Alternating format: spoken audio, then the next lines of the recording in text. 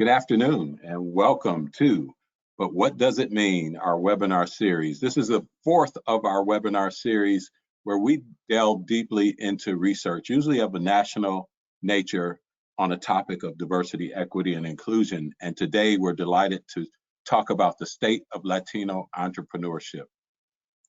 Our guest researcher today, who's going to go through that state of Latino entrepreneurship, is Marlene Orozco.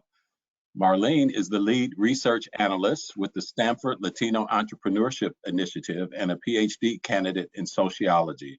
She holds a BA from Stanford with honors and an education master's in education policy and management from Harvard. Prior to returning to graduate school, Marlene was a fourth grade lead teacher at a charter school on the east side of San Jose, California. Marlene is trained in both qualitative and quantitative methods of research. She is an IES Fellow in Quantitative Education Policy Analysis, a Mellon Fellow, an EDGE Fellow, and mentor at Stanford University. Her current research focuses on immigration integration and pathways on social mobility through entrepreneurship. If you Google Marlene, you can find a list of publications that she has been either authored or co-authored, as well as several articles that she's published, including Helping Latino Business Keep Pace. Despite big barriers, Latino entrepreneurs are outpacing all others in the US. What's fueling Latino entrepreneurship and what's holding it back? And many, many others. And I guess I'll close, Marlene, before I turn it over to you by congratulating you for your 2020 Community Impact Award from Stanford University. We are so delighted to have you today. It's been great to read this research and to chat with you about what's it mean. And as you know, that's the purpose of our series, is to really delve into what does it mean. And so with that, I'm going to turn it over to you. For our audience, a couple of things I'll mention. We would like you to post your questions in the chat so that we can get to them. We'll try to answer some while Marlene is presenting. She is going to pause a few times during her presentation in case there's a burning question that you may have as well. And so we're delighted to get started. Marlene, welcome. Great, thank you so much, Brian. It's unfortunate that I can't see everybody, but per Brian's request, please do pepper me with questions throughout. I'm very excited to share 6 years worth of information and data with you all. So I'm trying to not be long-winded, and so I'll take pauses and answer your questions as they come about. I'm really excited to be sharing this research with the Greater Cleveland Partnership. The Midwest is near and dear to my heart, originally from Chicago. My sister's actually an anchor in Columbus, Ohio. So I'm quite familiar with the Ohio area, and I hope to visit you all at some point in the near future. So what I'll be sharing with you all today is really providing an overview of the state of Latino entrepreneurship. And before I get into some data points, I'd love to contextualize our work for you all. If you may be familiar with it or new to our work, I'd love to share a little bit more about that with you all. So our research initiative is housed at Stanford in the business school within the Center for Entrepreneurial Studies. And our research initiative is called the Stanford Latino Entrepreneurship Initiative. There's really 3 parts to our programming. Research, which are the efforts that I lead. There's also an education program, which I'll describe in just a bit. And lastly, we work on ecosystem development. And so for research, we really exist to understand some big picture trends that are happening across the country. We know that the Latino population is large. I think that is not news to many of you. But what is less well known is that Latino-owned businesses are outpacing the Latino population growth. The growth here is pictured in the red line. There's still an overall net positive growth in the Latino population in the United States, but it has been on a decline in recent years. Much of the growth is actually occurring through natural birth as opposed through immigration. And a second kind of big picture trend that is motivating our work is that the growth rate of Latino-owned businesses is outpacing the growth rate of all other demographic groups. And of course, Latinos are not a homogeneous group. We're comprised of multi-generations, immigrants, variety of class backgrounds, racial backgrounds. And so to the extent possible, we gather large data, large sample size to better understand, slice and dice the data in a number of ways and look internally at what's happening within the Latino population. So I talked about our initiative, which we call for short SLAY. Again, I'll talk a little bit about the education in just a bit. Now, when we started our research in 2015, we conducted a thought experiment. We said, what would happen if Latino-owned businesses generate in sales what our white business counterparts generate? And when we did this thought exercise in 2015, we found that there would be a $1.38 trillion opportunity gap, which is additional GDP that would be added to our economy if, in fact, we worked on scaling the existing number of Latino businesses. And that number has grown to nearly 1.5 trillion today. So again, there's an immense opportunity in supporting Latino entrepreneurs in both the growth and scaling of their business. So now I want to shift very briefly to talk about the education program that happens. As part of our research, we found that there is multiple gaps and barriers facing Latino entrepreneurs, again, in terms of scaling their business. And so there's an executive education program that is specifically focused on providing Latino entrepreneurs the tools that they need to continue to grow. And so to date, there's over 720 alumni of this program, representing over 30 states and Puerto Rico, 38% of whom are female. And together, this cohort of Latino entrepreneurs generates a combined $4.0 billion in annual revenue. And this program happens twice a year. Right now, it's in a virtual setting. And some criteria to be considered for the program, because it's focused on scaling, Latino businesses need to be generating at least $1 million in annual revenue. Or if you're a startup company, you've secured at least $500,000 in external seed funding. Now, that is a very particular group of entrepreneurs, but what our research has found is that even at that $1 million revenue mark, which is what we classify as scaled businesses, there's no guarantee for future and continued success. In fact, there's a ton of obstacles in continuing to grow at that $1 million mark. There's, of course, we consider ourselves somewhat of a startup. There's a desire to branch off and provide different educational programs before that $1 million mark, which is something that we can talk about in the Q&A potentially. I'll pause here, Brian, see if there's any questions about the education program. Otherwise, I'll move on and start digging into some of the overview of our research. Sure, that sounds like a accelerator type program. And I know you're going to talk a little bit about Ohio. Are there Ohio companies that you're aware of in that 720 group of alumni?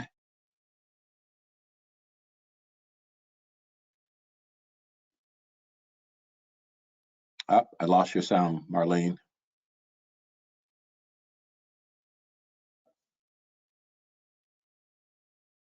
Yep, we lost your sound.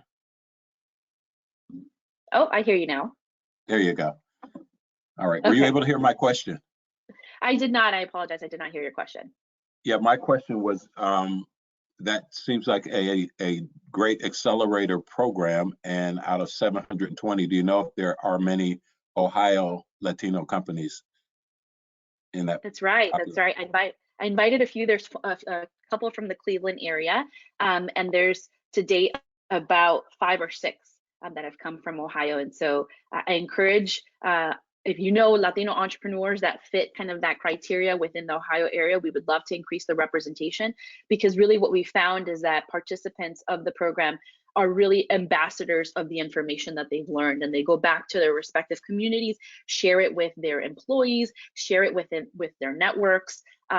And so, you know, one of the mantras of the program is to do business with each other and get business for each other. This is a strong network of 720 entrepreneurs, and you know, it's bone chilling when we were in person seeing that many Latino entrepreneurs in one space, and also within Stanford, right? Some of these entrepreneurs never went to college. And so, you know, prior education is not a criteria to get involved with the program.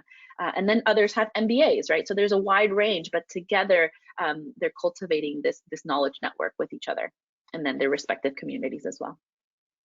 Fantastic. Well, we're happy to help promote that. I looked and I don't see any questions in the Q&A or in the chat, so please feel free to continue. All right. So now I'm going to dig into our body of work.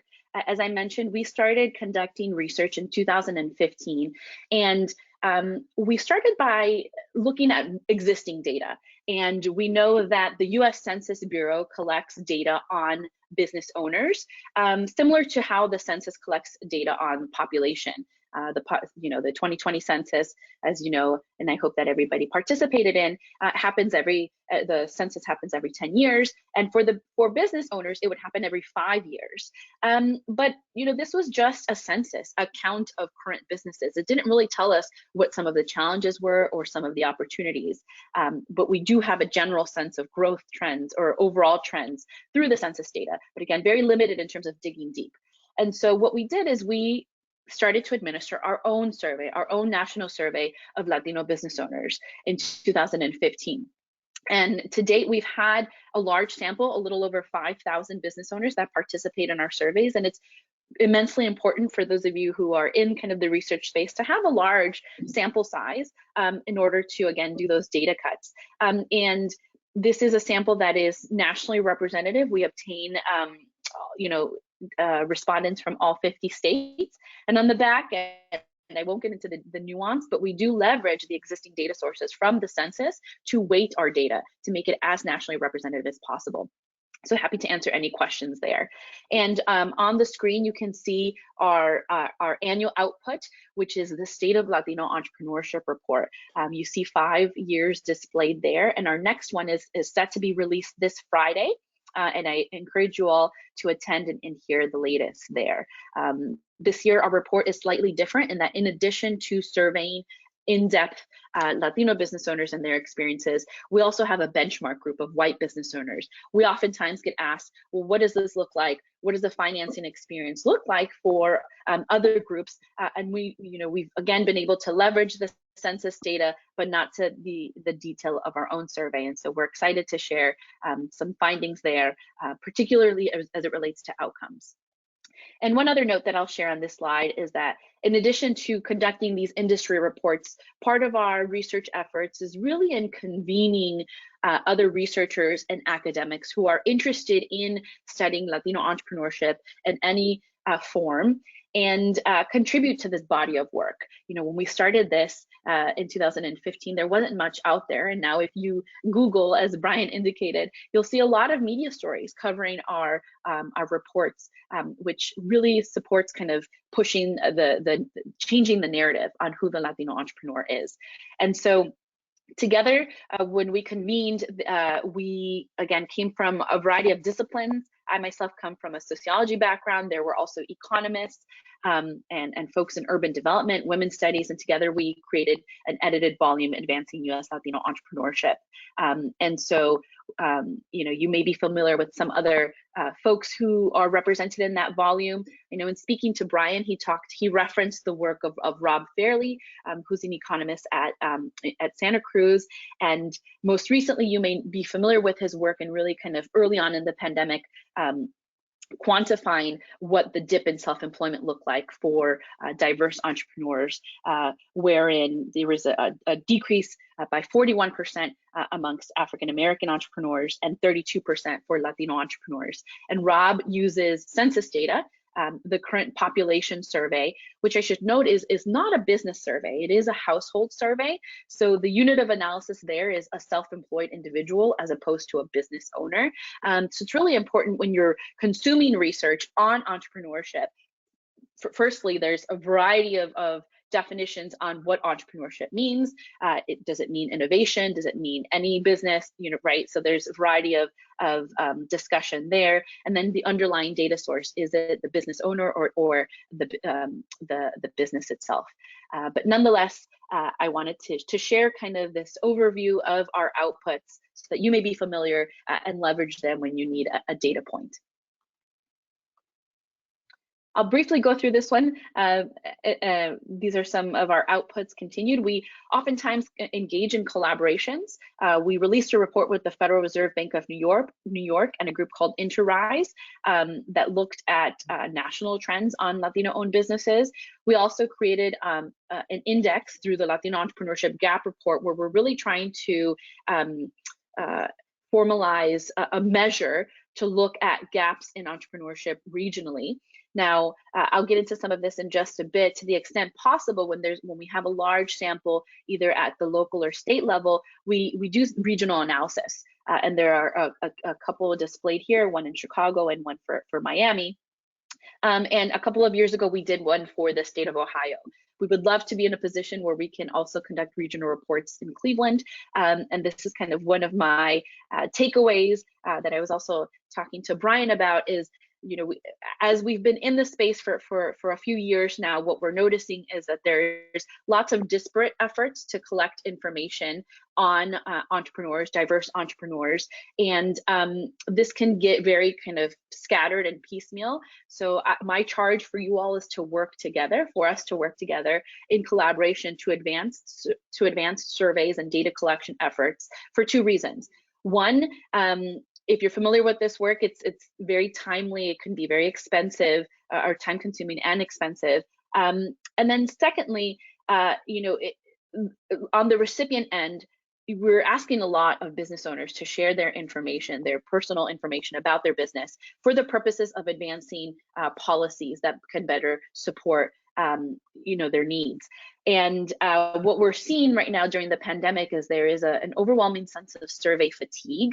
There are a variety of organizations that want to hear from business owners and how they can be supported. And so let's streamline these efforts. Similar, if you will, the census is a huge kind of effort that is very coordinated and streamlined, of course, well-funded. And so we can think about how, as organizations, we can do this together as well. I'll pause there, Brian, to see if there's any other questions related to kind of survey taking generally. If not, I will go ahead and move on to some more information. I don't see any yet, so let's keep going. If someone throws something in the chat, I will jump in. But very interested in the rest of the information, and we'll talk a little bit later about your last comment around funding and working together on data. Absolutely, sounds great, Brian. So here on the screen, I'm teasing you all with our latest report. As I mentioned, it's coming out this Friday. The event itself is an event that will be live streamed at 4 p.m. Eastern. I encourage you all to register for the event. We have the unveiling of the research, which is going to happen at the first half, and then in the second half of the event, there's a panel of entrepreneurs that speak directly to their experiences as it relates to the data. So it humanizes the data. And one of the things that I love about our research reports, not only are they timely, but they also feature real entrepreneurs. So here on the cover is a real entrepreneur, and featured throughout as well, there are the stories of entrepreneurs. So I encourage you all to take a listen this Friday. So now we're going to start to get into some data. And I've mentioned this, and you may be familiar with this already, but Latinos are starting businesses at a faster rate than all other demographic groups. In the last 10 years alone, the number of Latino-owned businesses has grown by 34% compared to just 1% for all others. And we find this in a variety of data sources. We find these trends in the census data with our survey, and then here, this is a figure from Kaufman that also points to these the growth trends.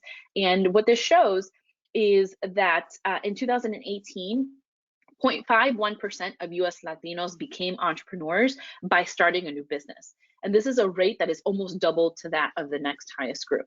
So what this means is that for every 100,000 Latino adults in the United States, 510 became entrepreneurs on average. So this normalizes for population. So again, you can see those growth trends depicted there.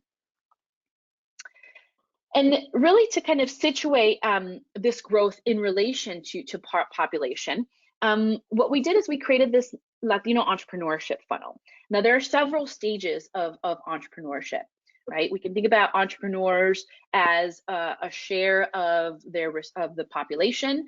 We can think about entrepreneurs as job creators. We can also think about entrepreneurs as scaled businesses. And so what this funnel does for us is it takes us through these stages. And one of the things that we learned in compiling this funnel is that the main hurdle for Latino entrepreneurs is actually in crossing the employment threshold.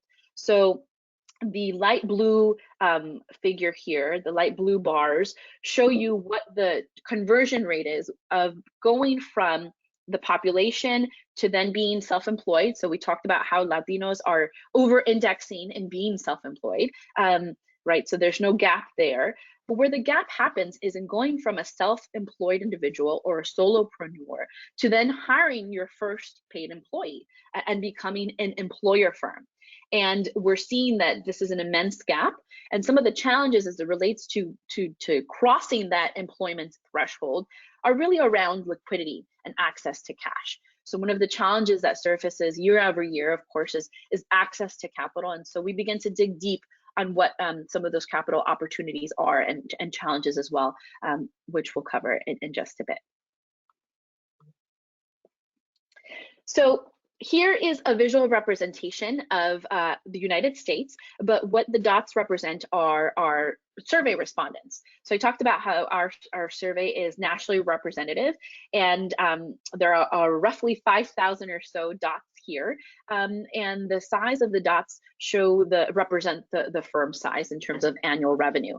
And so one of the key takeaways that I hope that you all will gather from this figure is that Latino businesses are located across the United States. I think oftentimes we think Latino businesses are in the most populous states, in California and New York and Florida and Texas. And that's certainly true. And there's a high representation of Latino individuals in those respective states. But we're also seeing Latino start businesses in new gateways in the Midwest and in the South, for instance. Our report that we're releasing on Friday actually talks about the growth rate specifically for individual states, which I encourage you all to check out. I'm a big fan of maps, and so to the extent possible, we always love to share some maps. And I talked about our regional insights, and here I want to show you our snapshot of Ohio. Now, these are data from 2017, and they represent 121 respondents from Ohio. And one of the nice things is that we can benchmark the trends, what's happening in Ohio relative to the rest of the country. And on my charge for you all, my big ask of collaborating, it's our goal to augment our sample sizes so that we can cut the data even deeper. And so here you can see a very brief picture of who are Latino business owners in Ohio. And we find that they tend to skew younger and they're more likely to be native born relative to Latino business owners across the United States. We also find that Ohio-based Latino entrepreneurs are less likely to be college educated, but they show comparable numbers in terms of scaled firms. 3% of all Latino-owned businesses are scaled, and that's a pretty fair representation of what's happening in Ohio as well.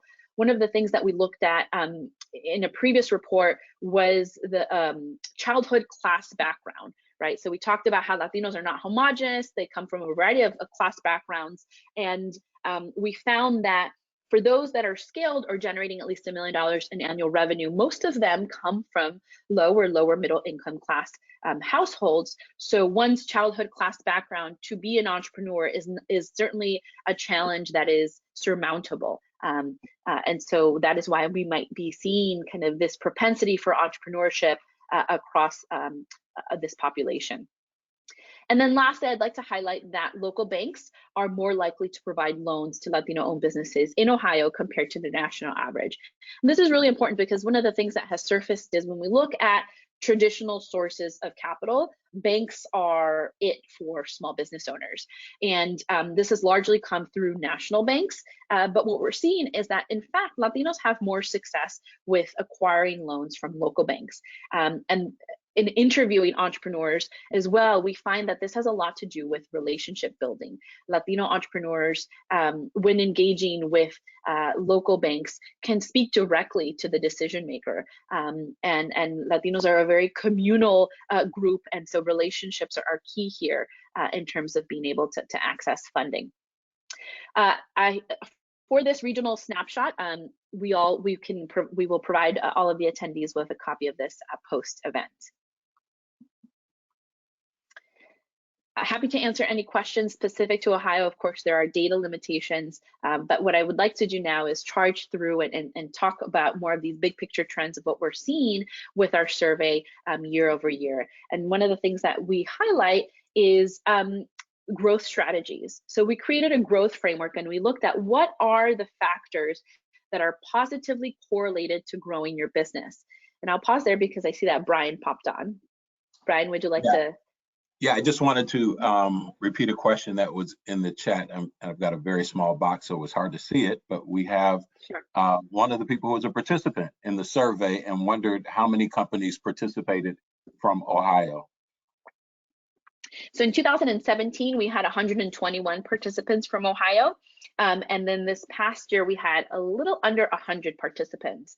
So we would love to continue to grow that sample for the variety of reasons that we mentioned about being able to not only do data cuts, but also it's really helpful to benchmark and see again, how do we compare Ohio to a similar Midwestern state or to a state that has been historically representative of Latino businesses, and then of course national trends as well. So we can talk more about how we can do that. All right, great. That question was from Marcia Marino, and she said she looks forward to seeing the results on Friday. So great. Excellent. So for this growth framework that we created, we looked again at the factors and business strategies that are most correlated to growing or scaling a business. And some of the highlights here are businesses that are certified, being networked, and exporting your goods and services. Now, what do I mean by certification? As Latino business owners or diverse entrepreneurs broadly, there are opportunities to contract with the government or with corporations or other entities through set-aside programs or specifically designated programs. So being certified as a minority business enterprise, an MBE, or if you're a woman as a woman-owned business enterprise is really important in terms of being able to access these opportunities. And in fact, we find that for Latino businesses who do become certified, this is in fact positively correlated to their scale and growth. So this is what the growth framework looks like. It looks like a spider web, but there's a lot of kind of intricate information involved here. And so one of the things that we do is we look at several outcomes or growth measures. So we look at businesses that are scaled and unscaled, which are represented here in this lower left-hand quadrant. We also looked at whether a business is an employer business, which means that they have at least one paid employee other than the business owner, him or herself, compared to being a non-employer business. And we also looked at whether the business was profitable within the last year. And so here on the right-hand side, you can see a lot of these factors or business characteristics, and they're rank ordered. So being a registered business is actually the highest corollary to success. Formally registering your business allows you to access business loans, and it really kind of starts to institutionalize your business. The second one is captured here with orange. It's being networked, and what we mean by being networked is being connected to formal business organizations, whether they be chambers of commerce, whether they be the Greater Cleveland Partnership, or other organizations that provide business owners with information. One of the things that we found, certainly within the pandemic, is the key role that these organizations play in terms of synthesizing and distilling information that is ever changing as it relates to relief aid. And we'll talk more about that, particularly with the Paycheck Protection Program in just a bit. So here again, you can see that the corollaries for being scaled, or this $1 million business, are again being registered, networked. Certification is the third most prominent, and then you can see a variety of others there as well. And what I'm doing is I'm going through some of the key highlights from our past reports, our greatest hits, if you will, but I encourage you all to, if you're interested in digging in deeper, I'm happy to direct you to where this information lies. One of the next things that we looked at this past year was this relatively new policy of opportunity zones, which came about in 2017.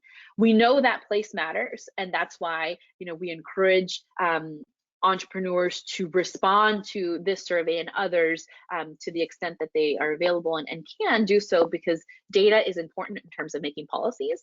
And here's one prime example of that with opportunity zones.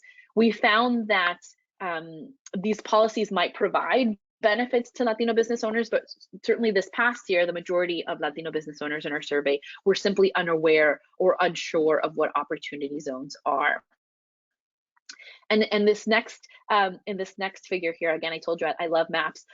We see the distribution of nearly 9,000 opportunity zones located across the United States. And the Tax Cuts and Jobs Act of 2017 created opportunity zones as a way to incentivize economic development and job creation in low-income communities. And what this opportunity zone incentive does is it encourages business investments through reduced and deferred capital gains taxes. And the zones are designated in states across 25% of their low-income census tracts. Excuse me. So states can look at all of the census tracts where there is low income, and then they can designate 25%, up to 25% of those as opportunity zones and applicable for this tax credit. Now, what we found this past year, is that there's a strong correlation between states with large numbers of Latino-owned businesses and opportunity zones. California has the highest number of opportunity zones, and this is followed by Puerto Rico, then Texas, New York, and Florida. And there's a really great team at the business school, Rebecca Lester, who is working on understanding opportunity zones. And they have a really great interactive map online, which I encourage you all to check out.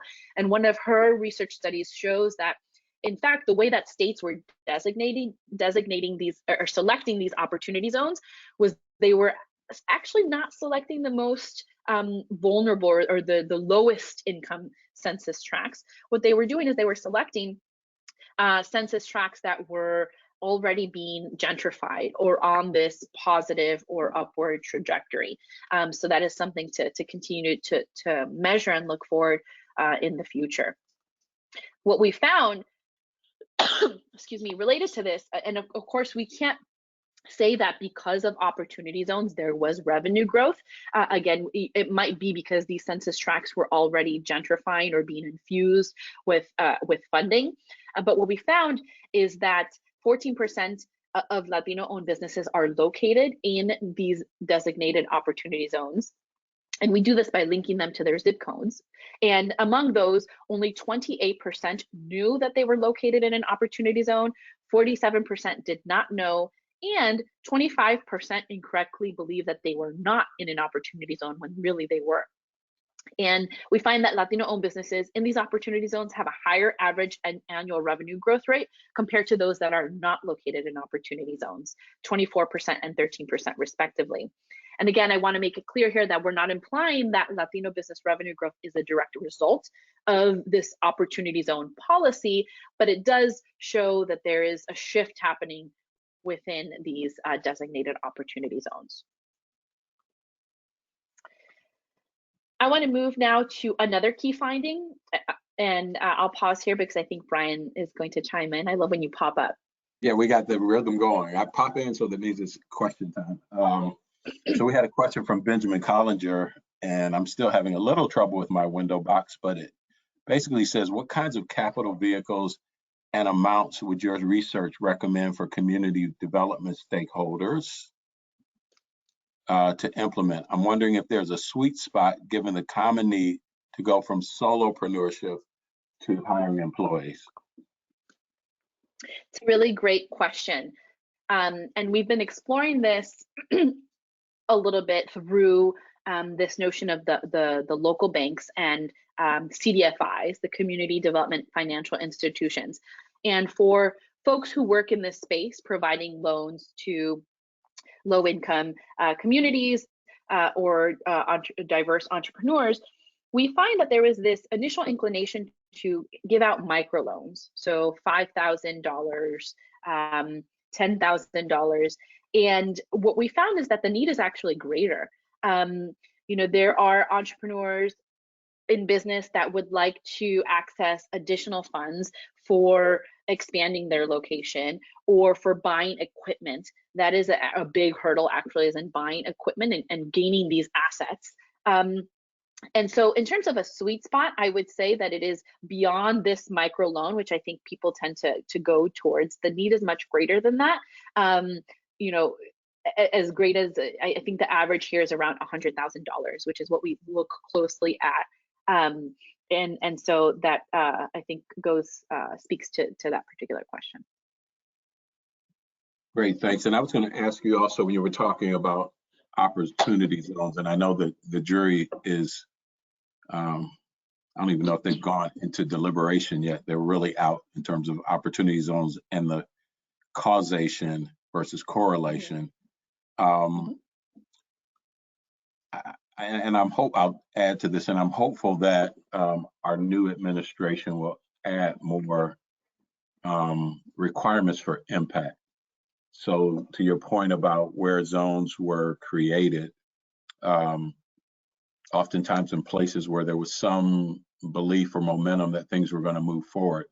And so long-term, the question is opportunity for whom? And I'm hoping that as you and your colleagues are thinking about this, that there will be some data that might help us understand a year from now or 2 years from now, how it impacted both the community and the businesses. Yeah, that's a really great point, Brian. I think one of the things that the opportunity zone policy does is that it really does focus on the importance of place-based policies, right? So now that there's an attention on low-income census tracts, how then do we refine the requirements to be considered, and then augment what is in fact needed, which again is a focus on particular segments within states geographically. And so again, what I do think it does is it shines a light that there is a need there, but then again, opportunity for whom? How then can we be more specific, and then of course measure outcomes and be intentional in that way. Well, thank you for that. And the low-income census tracts also are important to community reinvestment dollars. And one of the things that I've noted and argued is that there's been community reinvestment dollars in certain census tracts that remain low-income census tracts. The investment is not moving those tracts from low income to moderate income, or so it's back to the point about what are the impacts, what are the outcomes because of those investments, whether it's opportunity zones or community reinvestment loans. Are we truly impacting what's intended? Very great question. And I know that there is an open call right now to provide input on refinements to the Community Reinvestment Act. So I encourage you all to voice your thoughts and opinions there. And in fact, this Friday, we have the president and CEO of the Federal Reserve Bank of San Francisco, who's joining the conversation with the dean of the business school on this very topic on CRA and supporting Latino and other diverse entrepreneurs moving forward. Great. Well, thank you for pointing that out. And I have made my opinion known and been invited to speak to our Fed here in town, but there is opportunity nationally for open comment for those who are listening and hearing what you're saying, both about opportunity zones, but I think it's also true about the Community Reinvestment Act. And that act is now 40 years old, and for a census tract that was low in income 40 years ago to still be low in income today says that something's not working with the policy. That's right. That's right. All right. Any other questions, Brian? Or No, that was more of a statement, I think. A little soapbox there. I encourage that. I encourage that. Okay, Great. I'll keep checking the Q&A box. Yeah. Wonderful. So I want to go back now to one of the analyses that we conducted this past year, actually in pre-pandemic times, was we were really trying to explore whether being an entrepreneur and being a Latino entrepreneur, are you more successful relative to your wage working counterpart? Is this a pathway for upward mobility? And I think that is still very much an open question. But what we did is we looked at some traditional measures of success and overall well-being. So we looked at home ownership rates, we looked at income, and we looked at health insurance. And what we found is that Latino entrepreneurs earn nearly 10% more and are 6% more likely to be homeowners compared to a Latino wage worker. But what we found is that they lag in health insurance coverage, and this has important implications in terms of an overall well-being. So I want to dig into this finding a little bit more. And so again, we created this personal financial well-being index, and these are the three components, as I mentioned: income, home ownership, and health insurance. And you can see the distribution of this, and this is using census data. And you can see the distribution for those three components across groups and over roughly a 10-year span between 2008 and 2017. And for Latino entrepreneurs compared to white entrepreneurs, income remained constant, as did differentials in percentages of homeownership. Where we see a huge gap is in the area of health insurance. And the percentages between the two groups, I should note, it was in fact considerably narrowed, as much larger numbers of Latino entrepreneurs gained health insurance coverage in 2017 as compared to 10 years earlier. Now, one of the things about encouraging entrepreneurship that we've been looking at is on this notion of health insurance. That is a big one. In fact, research has found that providing health insurance opportunities or health insurance at a lower cost for entrepreneurs encourages entrepreneurship, because it eliminates a big risk. People don't want to leave their current employer if in fact they have health insurance benefits and now have to go and start something new with all of the capital that they've saved up, or all of their savings and that of their family and friends. And then health insurance is costly, so maybe I'll just stay where in my current employment. And so again, these are the three components of this index. And this next figure here actually shows you the personal financial well-being index.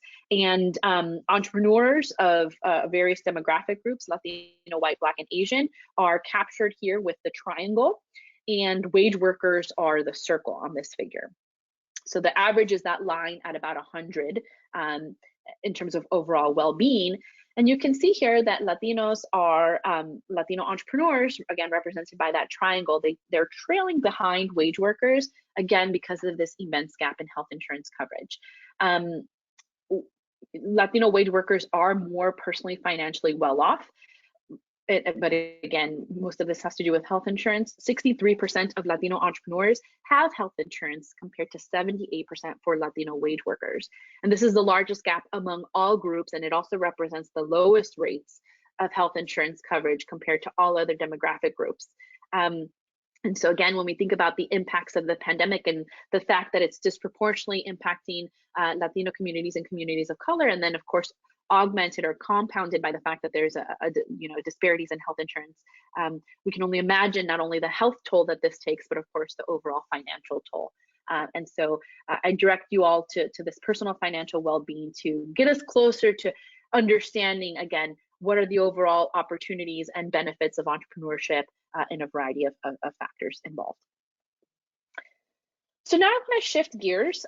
In addition to the State of Latino Entrepreneurship report, which we release every year, we also conduct collaborative reports. And then most recently with the pandemic, we've conducted some very timely impact reports on COVID-19 and Latino-owned businesses. We conducted 3 surveys, one in March, 2 weeks after the World Health Organization declared COVID-19 a global pandemic. And then we resurveyed the same group in June, and then again in September. Sorry, I lost my little panel here. And then we released a report towards the end of last year, measuring kind of the changes. And one of the things that we found from the very beginning in March is that the impact on Latino business. Hey, Marlene, we're having some audio challenge.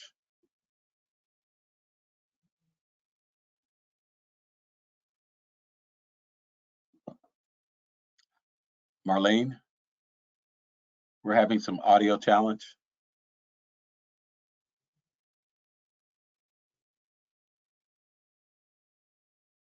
Not yet. I think you're back. Oh, I hear you, Brian. Yeah, there you go. You're back.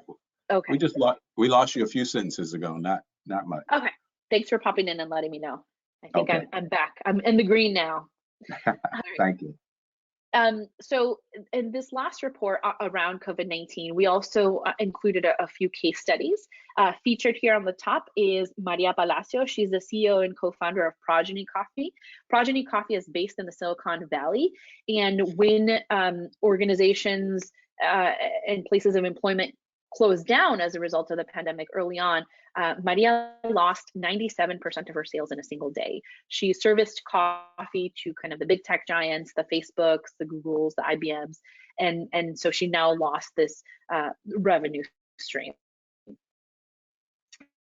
And the case study that we share in the report is really a matter of how then she pivoted from that, right? She was largely a B2B company. So then she decided to go directly to consumer, directly to the employers of these companies.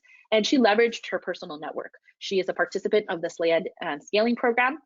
And they represent a variety of industries. And so she reached out for help. She said, I lost 97% of my sales.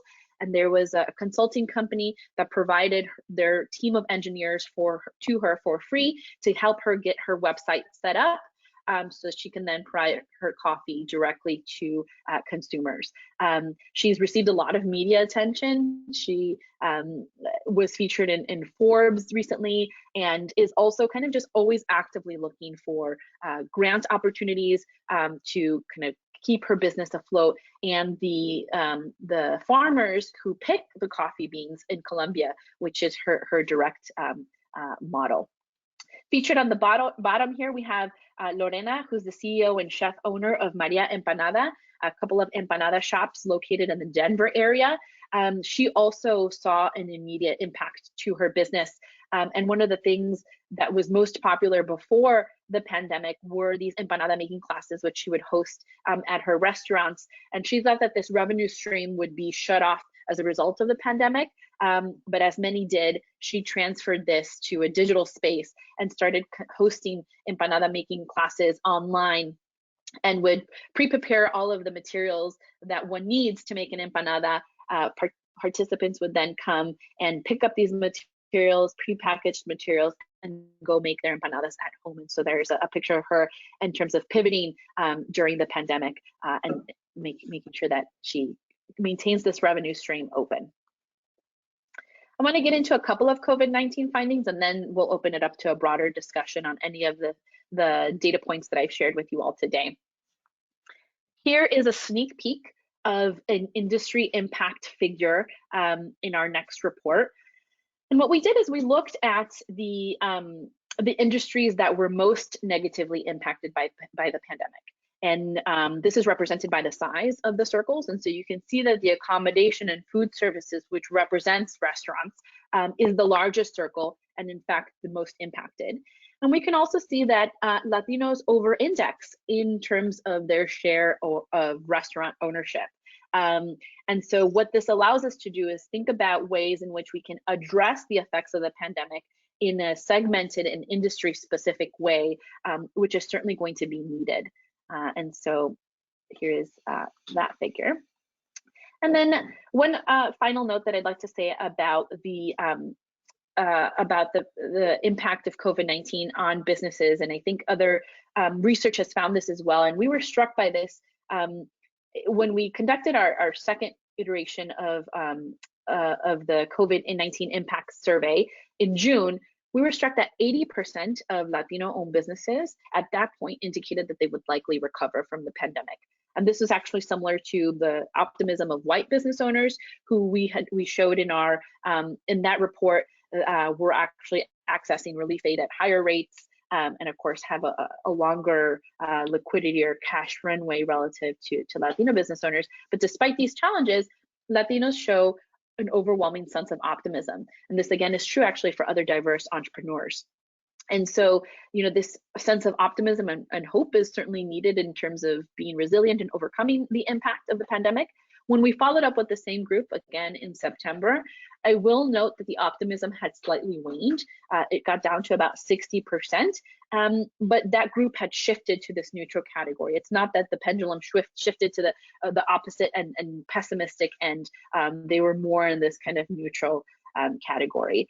And one of the things that we also found was in terms of accessing relief aid, we heard all of kind of the stories about how it did not go to those who most needed it.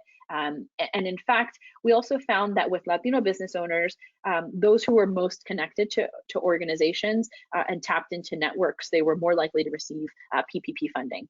So again, it speaks to the importance of the important role that organizations play.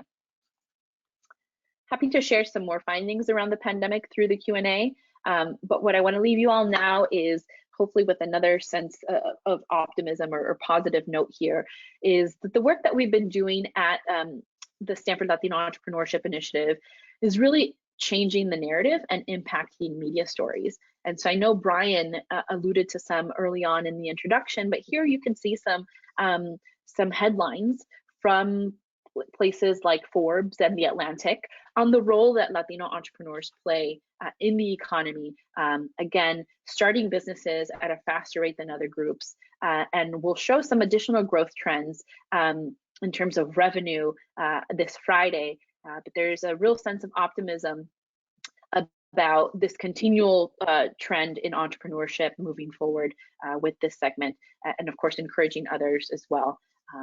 So I'll pause there and remind you all again to register for our event on Friday. And I'll also note here my email. If you have any questions about our research, about our methodology, about the education program, please feel free to email me and I'm happy to direct those inquiries. Thank you so much. Marlene, I just want you to know that Joanna on our team, who you've met, and I we sort of put out a call around the country trying to find data on the Latino business and ecosystem, entrepreneurship, startups, et cetera. And we were so happy to find you and find this data, and now to have this connection, we hope we can continue it first and foremost. I do have a couple of questions that I'll pose for you. One, I'll go back to the funding question around data and research. How have you and your colleagues been able to fund this research and have some ability to know you'll be able to consistently do this report so that you can compare over time? Yeah, so this goes back to kind of the inception of the initiative. So SLAY was started by a group of GSB alum and also a professor emeritus at the business school, Jerry Porras, who you may know him as the co-author of Built to Last. So they got together, these alums from the business school and this professor, and they thought, how can we move the needle forward in the Latino community? How can we generate wealth? And they found that some organizations were focusing on education, on health, and not very many on entrepreneurship. And so what they did is they put together a proposal to the business school and said, we would love to have the business school or the Stanford fund research positions to look at this look at entrepreneurship as a pathway for wealth creation. And what they did is they created a nonprofit, the Latino Business Action Network. And LBAN is actually one of our primary funding vehicles. So what this nonprofit does is that they raise funds to fund our research. Again, research surveys can be very expensive. And so since 2015, they've been funding our research. And again, the nonprofit is comprised of those GSB alum that got together to really address this issue. And they got buy-in from the university to have headcount to conduct the work. And so because most of our funding comes from a nonprofit, there is this can we continue doing this year after year? Right. And with our track record and establishment, I think we've created our niche at the GSB and within kind of the larger university, and there's just such a need. I mean, you found this when you were Googling for data for entrepreneurs, diverse entrepreneurs. There's not that much out there. We're contributing to this. We have a model. We hope others will follow. I will say that there's some movement now to kind of replicate this model for other groups, and we encourage that because it does require an infrastructure. And again, given that we're housed at a university, we also want to note very publicly that our research abides by rigorous ethical standards. We go through the Institutional Review Board, IRB. So we don't share data to non-researchers. We don't sell the data, right? We're not a marketing company, so we don't make money off of the survey. This is for the strict purposes of sharing data and facts so that stakeholders can use this information to inform their decisions. Excellent. Well, I hope others are following this model, and it's just so important. I've been on calls already this week. It's just Tuesday, and 3 of them were around the need for data. It's consistent data and data that we can track whether we're making progress or not. My second question, you had a sort of scatter chart that I thought was very interesting of the attributes of the businesses. I think it was attributes towards success, certification, network, et cetera. Could you go back to that chart in your presentation? Absolutely. Our growth framework, which looks like a spider web.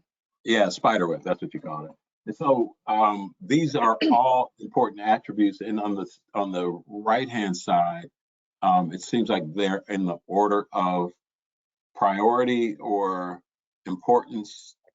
And those that had all of these were more successful. And I would imagine there's some degrees to which they might have each of those as well. That's right.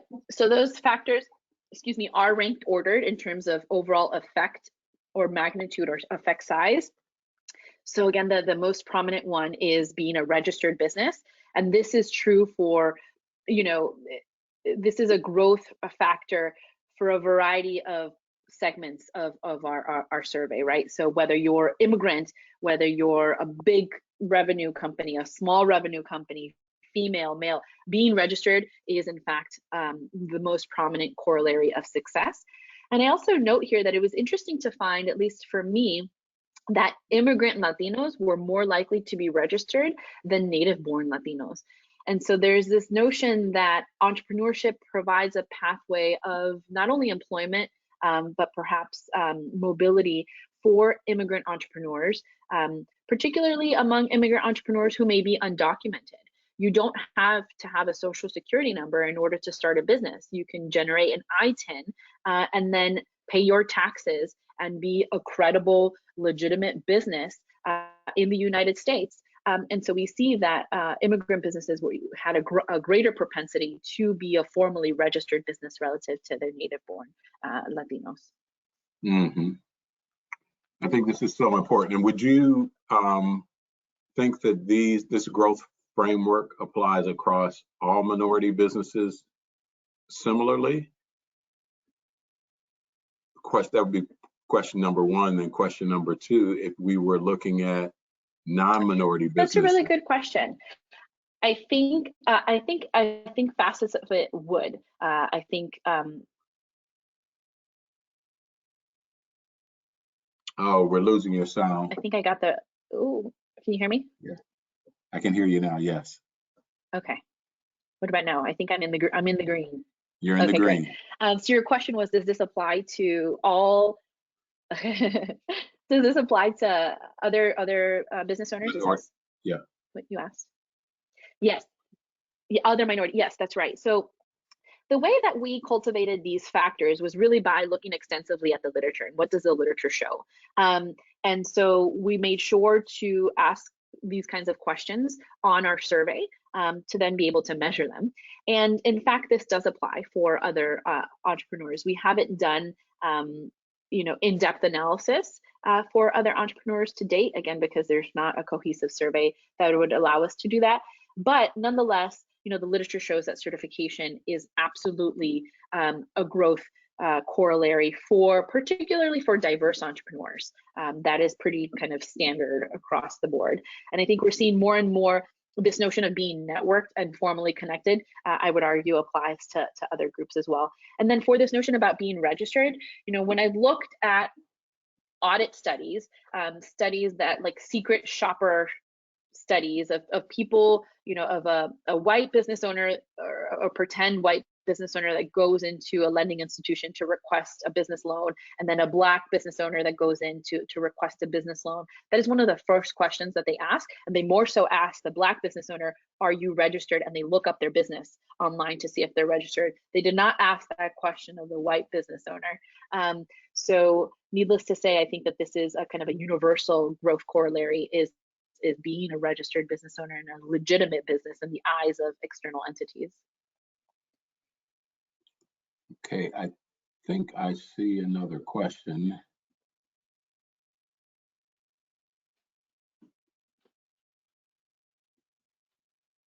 Oh, more of a comment to GCP, and I can't see who made the comment, but it was thanking you for the research and hope that this was a start of GCP doing more to share information in the Latino and be more engaged with the Latino community. And to that person who made the statement, the answer is yes, absolutely. I commend the efforts from the GCP. Thanks for reaching out. Again, the fact that you all are curious and engaged enough to really know and value data and share this with your constituents, I think speaks to kind of priority. So I appreciate being here. Yeah, so I'll close with this. To the point of that last question, I mean, one of our objectives beginning in January of last year was to introduce to our business community the national research and data on why equity and inclusion is important. And this is the fourth of our series. We particularly wanted to focus on the Latino business community for this series, but not just to check a box and have this one sample done. You've given us some great information, and we have an activity called the Business Growth Collaborative, and I think that last spider web that you were just identifying will be perfect for our clients in the Minority Business Growth Collaborative on, do we have all of these components on the businesses that we hope to see grow and add employees. And we want to maintain the relationship with you and your colleagues so that we can get your latest report out. Consider us a source, both to help you find additional survey participants, but also to broadcast the information to our business community. We have 12,000 members of the Greater Cleveland Partnership businesses, and we'd like all 12,000 of them to know how important this is. So with that, I don't think there are any other questions. Joanna, if I'm missing something before we close, just let me know. We are good to go. All right, great. So thank you to everyone who attended. I appreciate your attention. I saw that our attendees stayed strong all the way through your presentation, Marlene, so people were really getting the data. So thank you so much. Thank you all. It was a pleasure. Great.